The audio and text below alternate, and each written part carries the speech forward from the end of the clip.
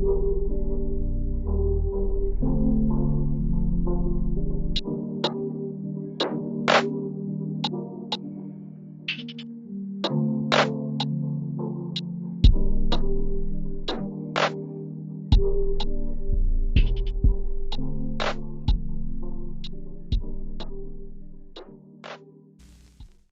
are really excited to welcome Nick Alberga to the show to talk about the first few games of round one of the playoffs.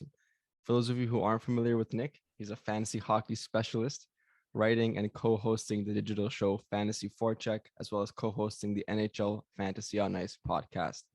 And for those in Toronto, you may also recognize Nick's voice from his time on Sportsnet 590 The Fan, where he anchored Leafs Nation and made a few appearances on Hockey Central as well. So Nick, it's an absolute pleasure to have you on. Thanks again for joining us. Hey, my pleasure, boys. Thanks so much for having me. It's a great time of year to be a hockey fan, isn't it?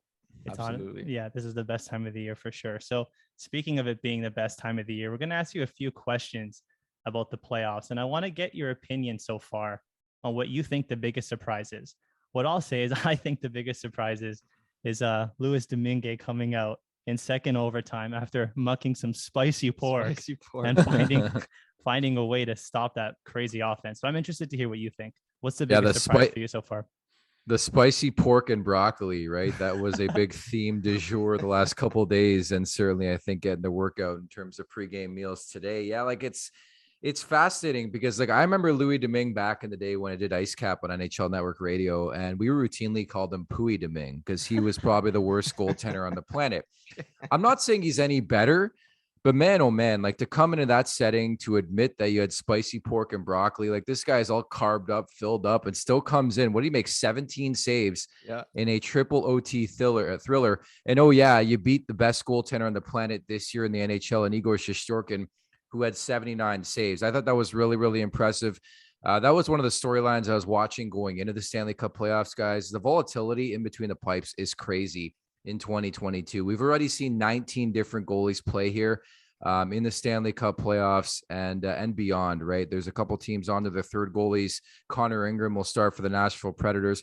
It just continues. But to answer your question, to me, it would be the Carolina Hurricanes. I didn't expect them to be up 2-0 in that series against Boston. I know a lot of people picked maybe the Bruins to win that series. I still expect it to be fairly close. But you talk about teams that are on their third string goalies. Pyotr Kochetkov.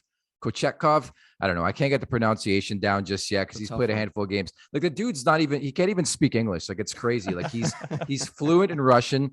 They were apparently using Andrei Svechnikov on the bench to facilitate and translate back and forth. Like just gives you a picture of where this guy's at in his NHL career. But kudos to him. I thought he was really good against Boston. So to me, that's the story. The Canes without Freddie Anderson and now Antti Raanta, who loves leaving hockey games and not returning. And now you're on your third stringer and they're up 2-0 in that series against Boston. That's huge. Did you like that little nudge you gave Marchand to get him into the slash? Yeah. Again, you love goalies with moxie. There's a fine line when it comes to goaltending in general in this league, and we want to insulate our goalies and protect them. But I think when you come out, you're asking for it. I'll say that. That's true. Okay, let's pivot to the Leafs a little bit. So yeah, game one, we're all loving life. And then in game two, kind of what we all expected. Tampa comes back to play. Their power play rolls. Vasilevsky is not even human anymore. Right. So now we're heading to Tampa. Do you think the Leafs can bounce back in games 3, 4, 5? And if so, like, what do you think needs to happen for them to do it? Yeah, like certainly. I mean, you've got to look at it this way. And I know it's easy to get blind. You win the first game. It's like they're setting up the Stanley Cup parade route. It happens all the time. I will add, though, like the Leafs in history, especially in the last decade, don't seem to win the first game. So that was a start. Yeah. I think you set a tone for the series. Number 2, Mitch Marner's had an exceptional Stanley Cup playoffs so far in 2 games. He's producing points. That's what you want from him. And I think all in all, Jack Campbell's been pretty consistent and decent. I think to look forward to this series, obviously special teams will play a factor. I think the pedigree as well with Tampa winning back-to-back Stanley Cups. Like you're going to get your best punch at some point in time. You know Stamkos is going to wake up. You just need to bring it more than Tampa. Like it's easier said than done. I'm more curious. So Tampa responds in game 2. Will the Maple Leafs respond with the punch in game 3? I know it's on the road, but you got to set a tone. Tampa came in, did their job. They picked up 1 of 2 in Toronto. So now it's time for the Maple Leafs to return that favor. And it starts at game 3, of course, on Friday. But to me, like angling it, I think special teams, clearly, you can't give Tampa that many opportunities. Yeah, they let you get away with it, including a 5-minute power play in game 1. Yeah. You're playing with fire. You are playing with fire. And I think we've seen the body of work with this organization the last couple of years and winning back-to-back cups. Yeah, I know. You're definitely right there. That I think it's going to come down to special teams and also goaltending. But I mean, kudos to Jack Campbell. They've gotten what they needed from him as well. We've always said here, if the Leafs get average goaltending, we do think that they have a chance in this series. They just can't give out a Freddie Anderson type performance in game 7. Yeah, that's just it too, right? Because like goaltending is a prime example of where the Maple Leafs could be competitive in this division, in this series. I think ultimately you look at the other end of the ice, you have a future Hall of Famer in Andrei Vasilevsky. Yeah. I mean, there's a reason, Tampa's won back-to-back Stanley Cups. He's a stopper. And I thought in the first 15 minutes of game 2, he was the reason why that game was still 0-0. I thought it was more of the same as what the Leafs brought in game 1. They brought in the first 15 of game 2, but it's a 60-minute effort, pardon the cliche. And I think from Campbell, you need that bounce back effort. Not to say he was bad in game 2. When you're giving Tampa that many opportunities and prime opportunities in the slot, they're going to make you pay. So I wouldn't blame's a harsh word this time here. I wouldn't pinpoint the goaltending as the reason the Maple Leafs lost game 2, but I think they need Campbell to be more in the vicinity of a Vasilevsky who really stepped up in game 2. Yeah, all very true. But keeping on the pattern of teams that are in form right now, you talked about Tampa being back-to-back champions, looking like they're back to that prime form that they are. I'm interested to hear your power rankings that you've seen over the first two or three games so far. Who are your top 3 right now in the playoffs that you know for sure coming out of this first round? Yeah, so you got to be hesitant, right? Because again, it is fairly early. I think everything I just said about Carolina, I still think they're going to beat Boston. Just look internally at the numbers throughout the season. They've now outscored them 26-4. And then I understand the 2 games are on home ice, but I just think there's some moxie, some mojo Carolina. So I think they're going to move on. I think goes without saying, Colorado's going to move on. They steamrolled Nashville 7-2. Even with UC Saros, I thought Nashville would be hard pressed to win even 2 games in that series. I think we're looking at a sweep in that one. Calgary comes to mind too. I know they won 1-0 in game 1, game 2 tonight as we have this conversation on this Thursday. I think the Flames are going to have a pretty easy time in that series. So, and that's the way the betting market's set up too, boys, is the fact that most of these series were coin flips and they're proven to be that way. There's just a couple that have gone the other way, which we fully expected. Yeah, that's a great way to put it. Like that, you always want to look at what Vegas is saying. They're usually right about most things anyway, right? Usually, yes. Yeah. Because even if you look at, the numbers, and I like to jot these numbers down because I do like to place a bet now and again. Yeah, exactly. The over is hit 7 times, the under 5, the favorite has won 7 times, the underdog has won 5. So it's been pretty even, in terms of the money positioning. I'm always fascinated by those trends in the Stanley Cup playoffs. And the other thing I've noticed too is the amount of blowouts, right? 8 of the 12 games I would substantiate as blowouts. The Maple Leafs loss, I counted that as a blowout. They lost 5-3. They were down 5-1. It was curtains in the third period.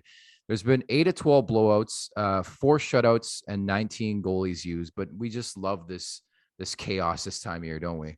It's so chaotic, but that's why we watch. Like if we knew what was gonna happen, we would watch, right? That's the whole point of sports. Yeah, it would just be like, okay, Nathan McKinnon, here's a Conn Smythe Trophy, Colorado, take your cup, and we'll move on to the playoff or to the off season, right? Absolutely. But speaking of underdogs, you kind of led me to this question perfectly.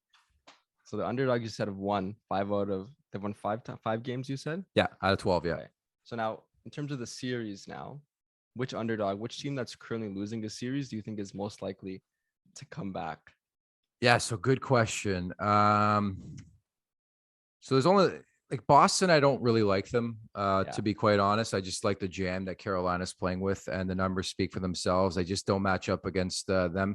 To answer your question, and I know it's 1-1 after Edmonton smacked around LA on Wednesday, I probably think there's a bit of value in the LA Kings, knowing all we know, guys, about Edmonton and their self-destruction in the Stanley Cup. It's very similar to Tampa.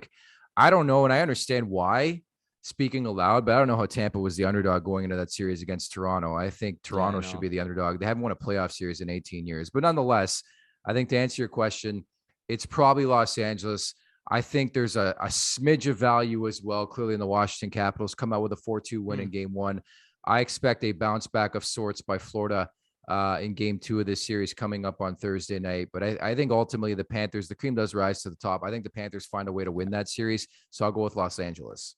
That's a good point. LA, I'm actually really interested to see how the next 2 games in LA go, because they can get Dano matched up against McDavid, at home. They've shown that if you can even kind of pocket him a little bit, you have a chance, because they showed it in game 1. I think honestly the right game plan is just let McDavid get his 3 points and nobody else anything, and you're going to win that game 4-3. And then the other caveat is goaltending. How often have you guys had this conversation about Edmonton's goaltending where you have no idea what to expect? Mike Smith wins game 1 literally, and then wins game 2 literally, right, with a shutout. Game 1 he throws the puck away, they win the game on the game winner there to make it 4-3. You just don't know what you're going to get, and I think until this organization head on addresses that situation, it's just going to be something we continue to talk about in the Stanley Cup playoffs. I do think Edmonton's a flawed team, and I think they're still vulnerable. I know it's 1-1 in that series, but just look at the way they came out in game 1. I think LA is going to give them a run for their money, which I don't think should be happening considering Drew Doughty's not playing in that series, but it is what it is. Yeah, not even that, considering that almost all their offense runs to that first line in Kopitar and Kempe. If you can contain those two somehow, I mean, you should be able to beat that team. But you're right. I think it comes down to goaltending at the end of the day. Mike Smith had a 951 in all of April. He was rolling, and then comes out game 1, makes that crazy mistake, and then game 2, 30 save shutout. You really never know what you're going to get with those guys. I believe that, he ended a personal 10-game losing skid in the Stanley Cup playoffs with that 6-0 win. So kudos to him. But I can't envision a scenario where Edmonton wins the Stanley Cup with Mike Smith or Mikko Koskinen for that matter, or Stuart Skinner. There's no savior. There's no Grant Fuhr coming. I'll tell you that. That's for sure. If they get disappointed this offseason, this postseason, I don't see how they don't address it this offseason, but Ken Holland's always one for a surprise in a bad way. So you never know. I don't know. Wild card. They've been linked to various names. I know they tried, Peter Mrazek's a guy they've identified, but he can't stop the puck. I think if Edmonton makes a move moving forward, they need to get a bona fide guy. I'm not talking Ville Husso, because Husso could be a one-hit wonder. There's going to be guys like that available, but I think they have to find a way. And if it means using assets to acquire a guy like that, and again, you could say this for so many organizations, and it truly is difficult to get marquee goaltending in this league. They have to gun for somebody who's a legitimate guy. And I think once they do so, I'll view them as a much different team moving forward. Yeah. So really quickly before we end off, the last question, it just came to mind. It seems like all we talk about with Edmonton is their need for goaltending, and that front office just doesn't go get it. I want to ask you a question. If the Edmonton Oilers lose in 6 this series and do not address goaltending next season, does Connor McDavid start to think about his tenure coming to a premature close in that organization? Yeah, that's the $1 million question, or the $100 million question when it comes to McDavid. And that would certainly light a fire in terms of the market in the NHL from trade perspective, from a free agent perspective down the road. You would think a lot of people and teams will start to map out a picture where maybe they'll make a play for McDavid, and he'll probably want $20 million a year by that point, probably be worth it as well. I would just answer it this way. Anything's possible, right? I think ultimately, especially a player as driven as Connor McDavid, potentially one day could go down as one of the better players in the history of this illustrious game. He wants to win. And I think everywhere he looks, the people involved in those same scenarios and conversations, the Crosbys, the Ovechkins of the world, they've all won, and they've all been successful. And certainly every year that goes by that Edmonton doesn't win, you can't tell me it's not in the back of his mind. You know what? I don't know if it's working out here, and maybe it's time to move on. But I think that's something down the road. He's clearly committed to that market. There's a lot of history with that market. And I think, McDavid's a driven guy where it's more so hey, I want to be the answer as opposed to the guy who couldn't get the job done in a certain place. So I'm probably thinking down the road, there's potential for that. But I think this guy's just way too damn good. Draisaitl's way too good. There's going to come a point in time, mark my words, where Edmonton's a bona fide contender, goalie or not, just because these two guys can push a team, over the top. Who knows what'll happen this year? I said, I don't envision them winning the cup, but I think we're still waiting for those signature moments in the Stanley Cup playoffs where these guys average 3 points a night. It could happen. They're that good, right? Yeah. Absolutely. And I can't think of a better way to end this interview off by potentially triggering some Oilers fans. So thank you for putting that into the universe. There you go. But I do want to be mindful of your time. just quickly wrap this up. But before we fully end, I want to just give you the chance. I'm sure 95% of our listeners have heard of you, but just in case those 5% haven't, just let them know kind of where they can find your work and where they can follow you.